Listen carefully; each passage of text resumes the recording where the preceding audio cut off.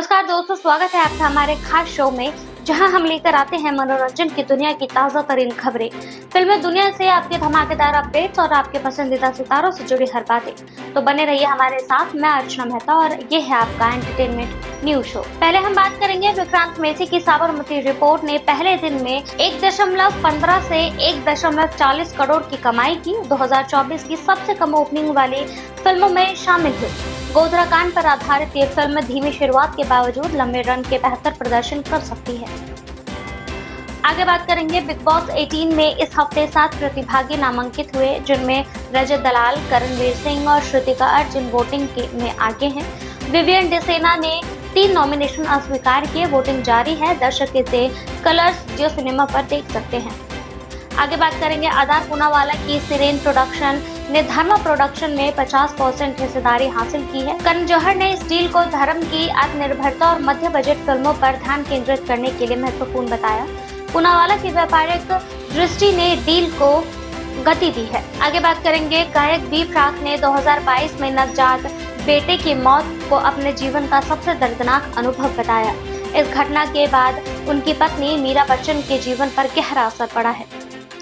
फिर बात होगी दिलजीत दोसांझ ने हैदराबाद में दिल्लू मराठी टूर के दौरान शानदार प्रदर्शन किया। गुरु नानक जयंती पर उनको श्रद्धांजलि दी। सरकार ने हिंसा, शराब प्रचार और बच्चों की सुरक्षा पर चेतावनी भी दी थी। आगे बढ़ते हैं खबरों की तरफ। तो पहली खबर, विक्रांत मैसी की फिल्म साबरमती रिपोर्ट ने बॉक्स ऑफिस पर धीमी शुरुआत की। पहले दिन 1.15 से लेकर 1.40 करोड़ के बीच की कमाई की है और यह आंकड़ा 2024 की सबसे कम ओपनिंग करने वाली हिंदी फिल्मों में से एक है, जो इसे 7वें स्थान पर रखता है। गोधरा कांड पर आधारित इस फिल्म ने धीमे प्रदर्शन के बावजूद इसे पूरी तरह से असफल कहना जल्दबाजी होगी। विक्रांत की पिछली फिल्म 12वीं फेल ने भी मामूली 1.10 करोड़ की ओपनिंग की थी, लेकिन 50 दिनों के लंबे रन के बाद 51.93 करोड़ कमाए और सुपरहिट साबित हुए। इस पैटर्न के आधार पर साबरमती रिपोर्ट ने भी बेहतर प्रदर्शन की उम्मीद है, खासकर इस धीरज सरना द्वारा निर्देशित और विक्रांत मैसी, राशि खन्ना और रिद्धि डोगरा अभिनीत यह फिल्म 27 फरवरी 2002 को गोधरा रेलवे स्टेशन के पास साबरमती एक्सप्रेस की घटनाओं पर आधारित है।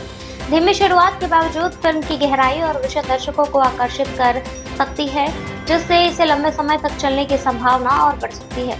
अगली खबर है, बिग बॉस 18 का हर हफ्ता रोमांचक होता जा रहा है, खासकर नॉमिनेशन टास्क के कारण। इस हफ्ते बिग बॉस ने एक भव्य विलेज सेटअप बनाया है, जिसमें पोस्ट मास्टर विवियन डिसेना को घर वालों से कॉल आई और उन्होंने अपने कम पसंदीदा 2 कंटेस्टेंट का नाम बताया। विवियन ने अपनी शक्ति का उपयोग करते हुए 3 नॉमिनेशन करणवीर मेहरा, दिग्विजय राठी और रजत दलाल को अस्वीकार किया है। टास्क के अंत में 7 लोग एलिमिनेशन के लिए नामांकित हुए। करणवीर सिंह, रजत दलाल, दिग्विजय राठी, चुमदरंग, श्रुतिका अर्जुन, तंजिंदर सिंह बग्गा और कशिश कपूर। बचने वाले प्रतिभागियों में एलिस कौशिक, ईशा सिंह, अविनाश मिश्रा, शिल्पा सिरोडकर, सारा अफरीन खान और विवियन डिसेना शामिल हैं। वोटिंग ट्रेंड्स के अनुसार रजत दलाल सबसे आगे हैं, उनके बाद करणवीर मेहरा और दिग्विजय राठी। श्रुतिका अर्जुन चौथे स्थान पर है और उनके प्रदर्शन की सराहना हो रही है। चुमदरंग का शांत स्वभाव उनको प्रिय बना रखा है। सबसे निचले पायदान पर कशिश कपूर और तंजीदार सिंह बग्गा है। हालांकि वोटिंग जारी है, लेकिन रजत, करण और श्रुतिका के प्रशंसकों के लिए अच्छे संकेत दिख रहे हैं। दर्शक शो के कलर्स टीवी और जियो सिनेमा पर देख सकते हैं। अगली खबर है, करण जौहर ने धर्मा प्रोडक्शन के आधार पूनावाला को सिरेन प्रोडक्शन द्वारा 50% हिस्सेदारी देने की डील को अपने करियर का महत्वपूर्ण मोड़ बताया। उन्होंने CPNC TV 18 global leadership summit में साझा किया कि हाई स्टेक कॉर्पोरेट बातचीत और जटिल शर्तों जैसे पुट कॉल और ड्रैग अलोंग राइट्स उन्हें चकित कर गई। पूनावाला ने जूम सत्र में डील को अंतिम रूप देकर जौहर को और भी प्रभावित किया।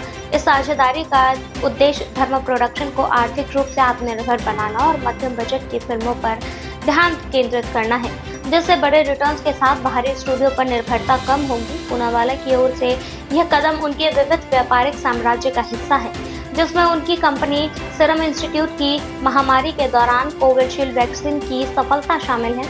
1000 करोड़ रुपए की इस डील को उच्च गुणांक निवेश के रूप में देखा जा रहा है, जिसमें एक बड़ी हिट धर्मा के पर्यवेक्षक को बदल सकती है। नए ढांचे में करण जौहर कार्यवाही अध्यक्ष और अपूर्व मेहता CEO होंगे। जौहर ने मजाक में कहा कि ये धर्मा प्रोडक्शन का नाम फर्मा प्रोडक्शन रखने का विचार कर सकते हैं, लेकिन ये डील रचनात्मक और व्यावसायिक साझेदारी का मिलने का संकेत है। अगली खबर है गायक बी प्राक, जो सारी दुनिया जला देंगे और मन भरिया 2.0 जैसे गानों के लिए जाने जाते हैं, ने हाल ही में एक साक्षात्कार में अपनी निजी जीवन और 2022 में नवजात बेटी की दुखद मौत के बारे में बात की। उन्होंने बताया कि अपने बेटे को खोने का अनुभव उनके जीवन का सबसे दर्दनाक समय था। उनकी पत्नी मीरा बच्चन ने इस घटना के दौरान अपने बच्चों को आखिरी बार न देख पाने पर गहरी नाराजगी व्यक्त की। बी प्राक ने भावुक होकर कहा कि बेटे के शरीर को दफनाने का अनुभव उनके लिए जीवन का सबसे भारी बोझ था। इस घटना ने उनके और उनके पत्नी के जीवन पर गहरे रूप से प्रभावित किया है और उन्हें नकारात्मक सोच से जूझना पड़ा। जून 2022 में इस त्रासदी के बाद बी प्राक ने इंस्टाग्राम पर एक भावनात्मक पोस्ट में अपने शिशु के निधन की घोषणा की, जिससे उनके जीवन का सबसे कठिन दौर बताया। उन्होंने डॉक्टर और अस्पताल के स्टाफ का धन्यवाद करते हुए निजता की अपील की। बी प्राक और मीरा ने 2019 में शादी की और 2020 में अपने पहले बेटे अदब का स्वागत किया।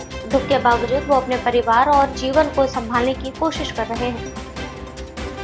वहीं अगली खबर, दिलजीत दोसांझ ने अपने दिल्लुमिनाटी इंडिया टूर के तहत हैदराबाद में एक शानदार कॉन्सर्ट किया और गुरु नानक जयंती के अवसर पर श्रद्धांजलि अर्पित की।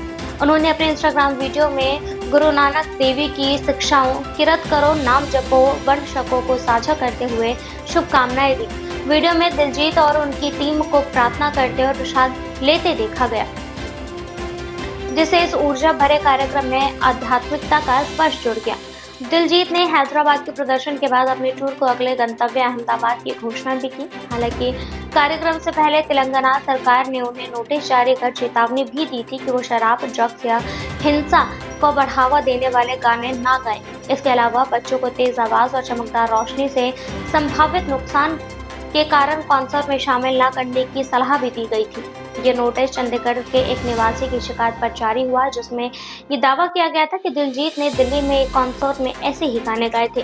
दिल्लुमिनाटी टूर पूरे भारत के 10 शहरों में हो रहा है, जिनकी शुरुआत 26 अक्टूबर को दिल्ली में हुई और जयपुर और हैदराबाद में शानदार प्रदर्शन के साथ जारी है। तो ये थी इस हफ्ते के सबसे बड़े और ताज़ा मनोरंजन अपडेट्स। उम्मीद है आपको हमारी खबरें पसंद आई होंगी। बने रहिए हमारे साथ और इस चैनल को लाइक, सब्सक्राइब और शेयर करना ना भूलें। हम आपको हर बार ताजगी से भरपूर खबरें लाएंगे। धन्यवाद। फिर से मिलेंगे अगले शो में।